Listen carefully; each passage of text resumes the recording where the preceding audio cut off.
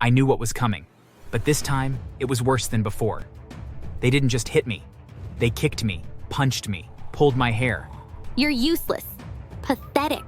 I wish I'd never married you. They took turns hitting me and laughing and cheering on the other while they didn't. Meanwhile, I lay on the floor, blood dripping from my nose, my ribs aching with every breath. I closed my eyes and thought, this is it. This is my life until they kill me. And that was the moment something inside me snapped. I wasn't going to take it anymore. I was going to end this. I knew two things about Janice and Fran.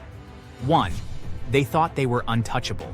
And two, they were both deathly allergic to bees. With this in mind, I decided that it was either them or me.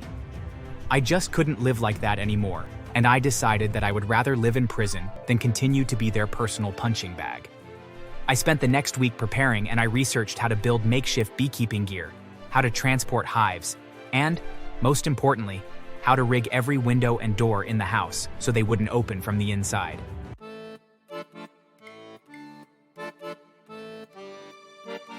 My name is Steve, and for the past 6 years, I have been living a life of misery.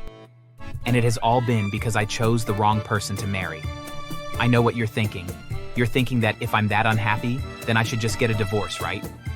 Well, it's not always that easy. I married Janice because I thought I loved her. She was beautiful, charming when she wanted to be, and she made me believe we could have a happy life together. But I was wrong. So very wrong. I should have seen the warning signs early on. The little ways she put me down. The condescending laughs when I shared my ideas. The way she dismissed my feelings like they didn't matter. But I told myself that love meant compromise, and so I compromised. Again and again. And before long, I found that I wasn't even the same person anymore. I vividly remember the day I introduced her to my family. No one liked her, from the way she dressed to how she spoke to them. But I was blinded by love. So when my marriage started falling apart, I couldn't go back because everyone had warned me she wasn't good for me, but I didn't listen. Then her mother, Fran, moved in with us. And that's when things got unbearable. To be honest, I don't even remember the reason why she had to move in with us. Only that Janice said that she had to, and I of course agreed, and said that she could.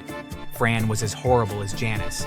You are lucky my daughter married you, Steve. She could have done so much better. Honestly, Mom, I don't even know why I stay with him. He's so pathetic, he doesn't even earn enough. And so lazy, too. Do you remember David? You dated him years ago? Well, he became a doctor and he was so much cuter than this slob. Wait, what? Oh, relax. You take things way too seriously. We're just messing around. The insults cut deep.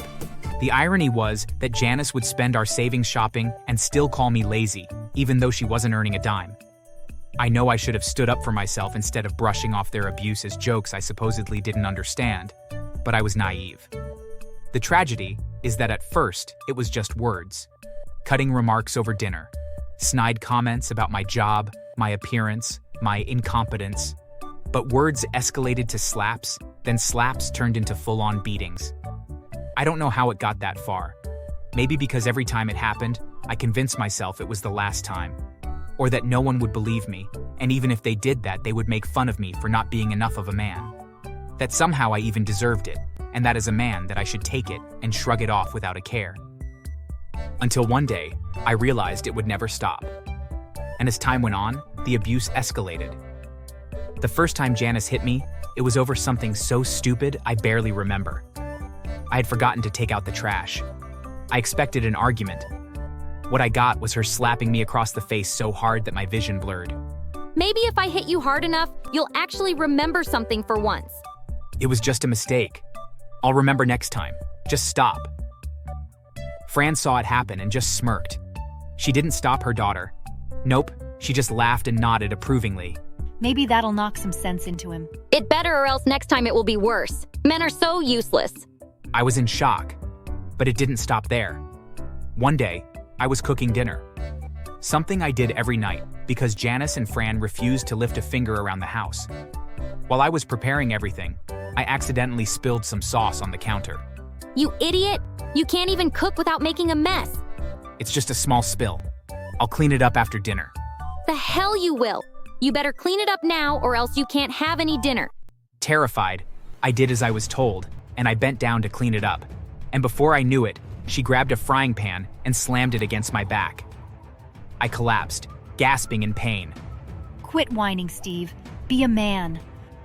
I tried to defend myself once, just once. I grabbed Janice's wrist as she was about to slap me again, stopping her mid-swing. Let me go or you'll regret it. But you shouldn't be hitting me at all. Oh, is the big strong man not man enough to take a slap from a little woman? So pathetic.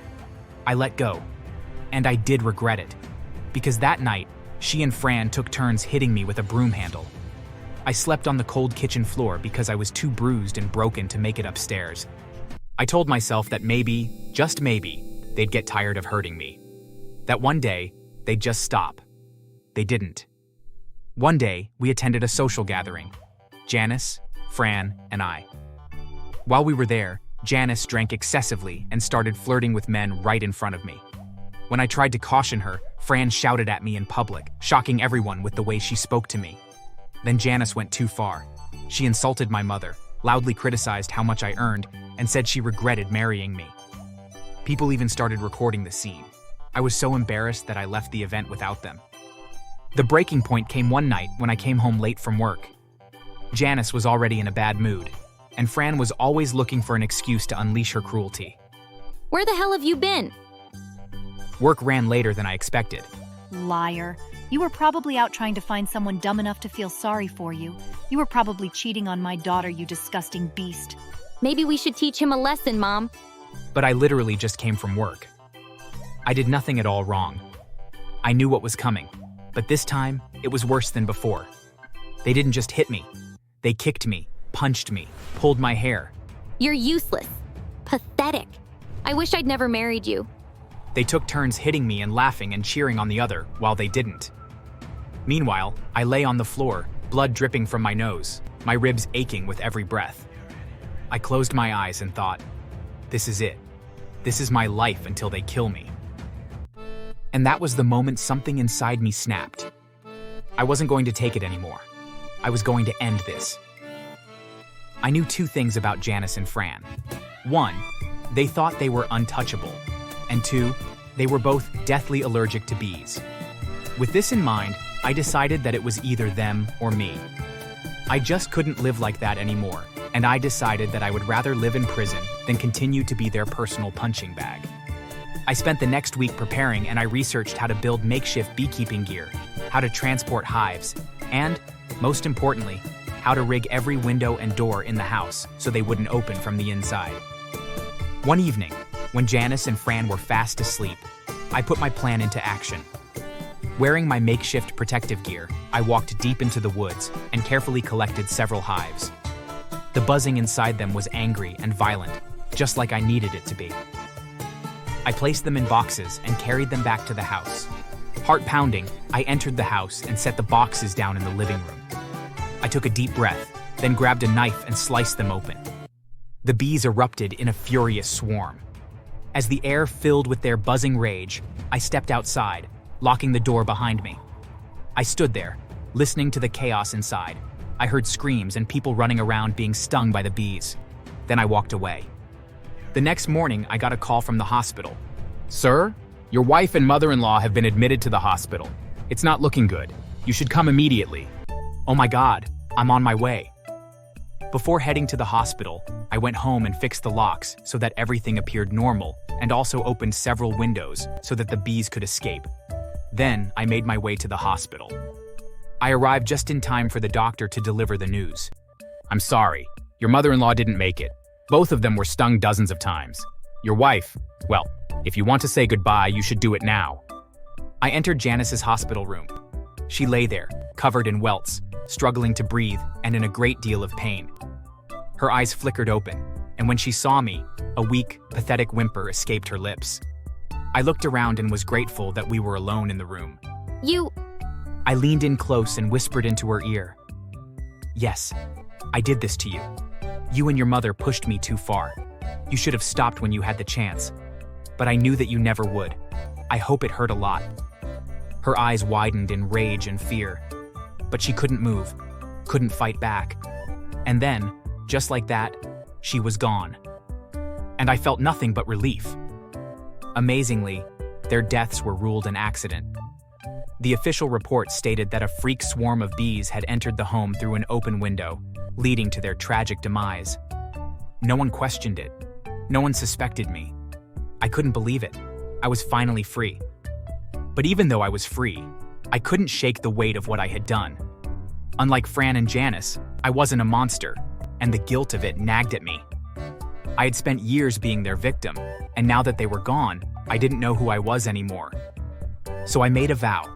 I would dedicate the rest of my life to helping others, to protecting those who were suffering the way I had suffered. If I couldn't erase what I had done, I could at least make sure my actions led to something good. I began volunteering at shelters, helping abuse victims find safety. I became an advocate for those who felt powerless, because I knew what it was like to feel powerless, and I swore I would never feel that way again. Some people say justice and revenge are different things, but sometimes they're the same. Thanks for watching.